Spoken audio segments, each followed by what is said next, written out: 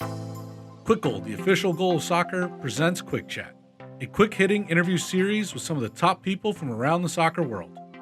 We discover how coaches got to their position and advice they give to a younger self. Welcome to Quick Chat.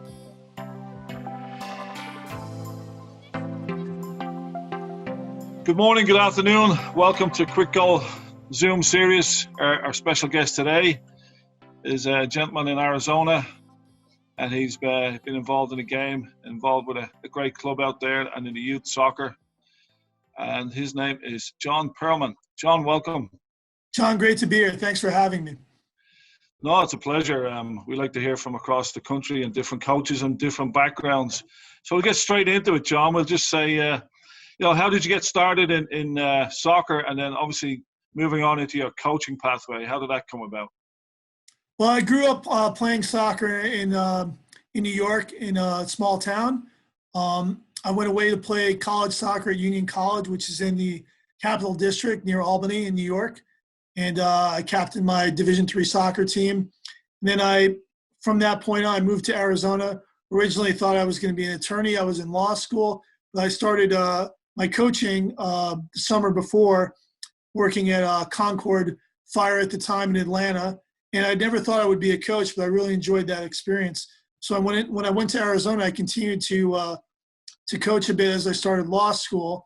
Then I found that I was much more interested in coaching than I was in being a lawyer. And what I ended up doing was started my coaching pathway there on the youth side, working in a local club and getting all of my licensing from U.S. Soccer. And then from that point on, I ended up starting my own club, which now is part of what is FC Tucson Youth in Tucson, Arizona, which is the largest club in Tucson. And I began my path of working, obviously, in the elite programs that were available in the U.S. at the time, Arizona ODP, and then the Region 4 staff. I was part of that. Then when the Developmental Academy came along, I helped put that together in Casa Grande, Arizona, with Greg Vanny. At that point, I became a U.S. soccer scout for the academy and for youth national teams.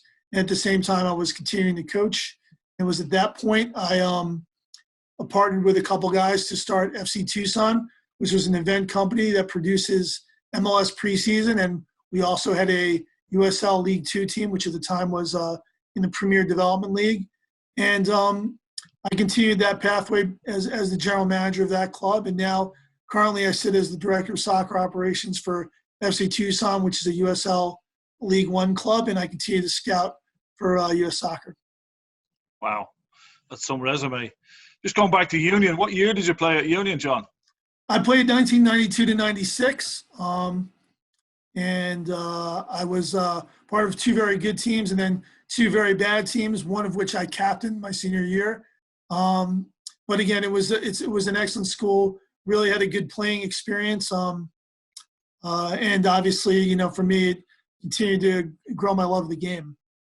Excellent. Just moving on now to FC Tucson, and obviously I've had the pleasure of being there for pre-season with MLS. That has grown over the years, and as it started, I think I was there at the inaugural one back in 2010. Correct me if I'm wrong. 2011, yes. 2011. Okay, I remember the snow.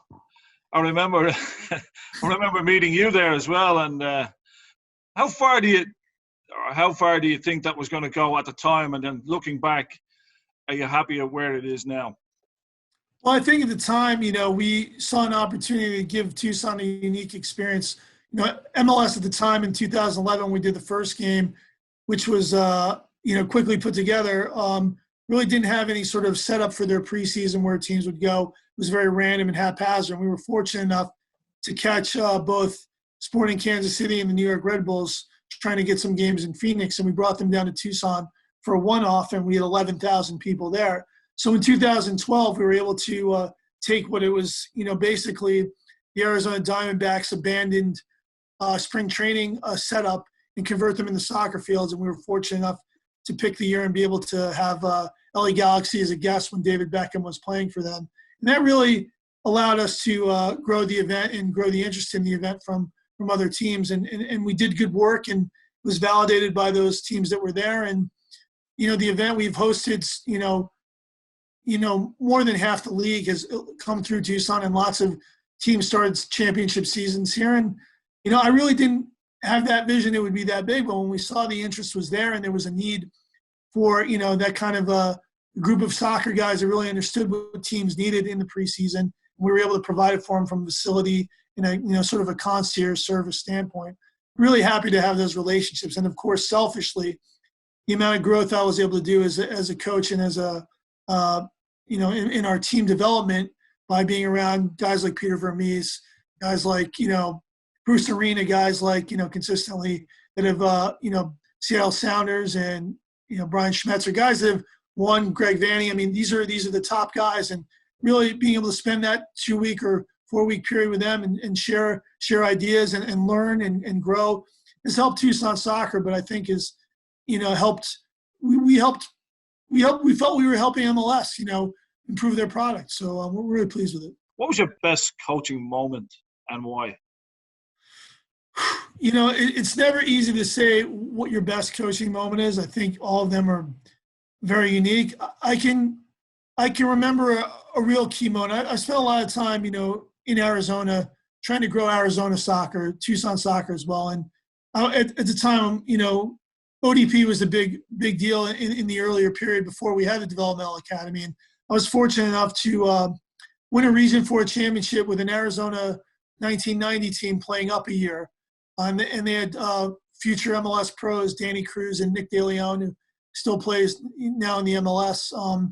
And to really go there with an Arizona team and be the only Arizona team to on the boys' side to have won a championship in ODP at the time and then advance to the national final, playing a year up, was a real unique experience. It really put some focus on Arizona players, and those players were able to get opportunities from that. I think that was a unique moment because we were standing amongst a state that had produced so many teams and where we had beaten a defending national champion a year up to be able to do that. I think that really showed where Arizona could be on the map, and I think it was a real important moment for Arizona soccer. So I'm incredibly proud of that moment. Excellent. And then obviously your most challenging experience during your coaching career, what has that been? I thought, to be honest with you, I had to think about that. The most challenging experience was me taking my B license in Western Texas A&M and not passing it. When U.S. Soccer did the courses earlier, they were very challenging, and I think they really did a good job of adapting now and growing that experience. But I'll never forget when the wind was blowing 40 miles an hour and the balls I had set out for the activity were blowing all over the place. I was failed partly because I didn't have enough balls to run the activity because they had blown all over the place. It was one of those moments where I could have been really disappointed, and I could have said the system was rigged, and I could have been. Instead, I went back. I worked on my coaching, came back, passed. Obviously, I hold my A license. I hold a number of other badges through the Federation. I work for the Federation, and I was able to come from the inside and suggest within Federation as they design classes now what work and what don't work from some of those really good friends I met in those courses who now teach the courses. So I think sometimes when something doesn't go your way, instead of trying to destroy it, helping to build it up and adjust it and have the respect for what people are trying to do to help them in their framework, I think is always a better way to go about it. Yeah, agreed. Obviously, I've gone through those as well. And my take from it when I done my A the first time was with Tommy Durkin, and I stood there with him and we were talking around, and I met him a couple of months later. I had my results, and I said, "Look, I passed the A license. I have the same license as you." I said, "That's crazy. Like, I'm not that deep in the game here that I'm able to have the same license as you. Something has got to change." And I think with those changes in U.S. soccer, and hearing you just touched on it, you think those changes have worked and they're getting better coaching and better people from it and more, I wouldn't say deserved, but more qualified candidates? I think it's challenging. I think there's a lot to still be improved. But what I would say with this, and sort of when people ask me about licensing, I say this: licensing is important because if somebody has a license, it shows they're committed to bettering themselves and committed to education. But there are plenty of coaches who hold the highest badges that aren't very good coaches, and they aren't very good people. But what it does show is that you're interested in learning, and that you're part of the process of trying to make yourself better. I think, again, I would like to see the structure, and they've done it this way, more like it is in college, where it's a 4-year process and you get graded on each of the areas that you're in. And then at the end of it, you have to have a degree. Does that make sense? Instead of just a license from a short period of time. I think just as you go through college, you then get a degree because you've gone through the whole college. You're not saying you've gone through and there's a final test, 3 tests that say that you've graduated college or not. Right. There's a number of tests, and you do, because some coaches are incredible in the technical side of using computers and none of that, and very bad at the player relations side. And, there's no real showing that when you end up with just a singular piece of paper. It doesn't tell someone else where you might be weak or strong, so they can put you, when they get you into a position, into your strengths or weaknesses. So they're trying to do good work. And as long as you're trying to adjust and do good work, I always have time for that. And, I'm glad people were patient with me when I had some ideas that maybe were not the best ideas who were working under me. So likewise. Over the years, you've coached a lot of players, Jon, and you've seen a lot of players with your scouting for US soccer. Who would you say, and it can be a couple or more than a couple, who would you say are the most promising players that you've seen and you currently see playing today? Well, I thought about this as well. There's a couple moments. I'll speak more. In terms of players that I got to see at the beginning, seeing Christian Pulisic as a 14-year-old playing for the PA Classics up 2 years in a game that maybe nobody was at except me, scouting it as a showcase when they were not on the highest level, and watching somebody playing chess while everyone else was playing checkers. And could I have predicted he'd be where he was? But this guy was certainly looking at the game and making decisions and showing technical quality that I hadn't seen before. Personally, I've had the fortune, for short periods of time, obviously through the USL, to experience to work with 2 guys that are currently in the national team camps. Aaron Long, who has captained the U.S. as a center back. He played for FC Tucson. And then in my time in Oklahoma City, Daryl DK, who had a tremendous rookie season. And I choose these 2 players because in their process through, they were both incredibly talented, but they had a lot of doubters and had to go through failure and people saying that they weren't going to be what they've become. Aaron obviously being cut from 2 USL 2 teams before he made his way to Red Bulls 2, and as a player that English clubs are looking at and captaining his national team. And Gerald DK, from being dismissed from being from Oklahoma and not maybe playing in the most well-known environments, and then going to Virginia and absolutely tearing up college. And then people saying, oh, he's really a college player, and then coming to a loaded attacking Orlando team, taking advantage of some early injuries and finding a place for himself as a number 9 that was making a difference in the league against some of the best defenders. So, being able to work with those players and having still relationships, be able to encourage them and asking them what they were seeing on plays and allowing them to help me grow as well has been really amazing. But those are 2 guys I continue to root for, and I hope they both can be involved in the next World Cup and maybe be part of I certainly see Daryl as being part of a long future for the U.S. national team and scoring lots of goals and moving potentially on to the highest levels of the club game. Yeah, I watched him a couple of times this year. Excellent player. Obviously, I've seen Aaron locally at Red Bull, so it's good to see him. 2 very, very good players. Just touching on on your scouting, going back a little bit, and with US Soccer obviously dropping the development academy, will you still scout for US Soccer in regards to the MLS Academy now and what they're doing, and US Youth Soccer and what they're going to do? And then obviously we have the big USL push as well on the academy side. There's a couple pieces there. One, the MLS Next piece, US Soccer is going to be more involved in scouting. What's been the challenge right now is on the West Coast particularly, games aren't happening.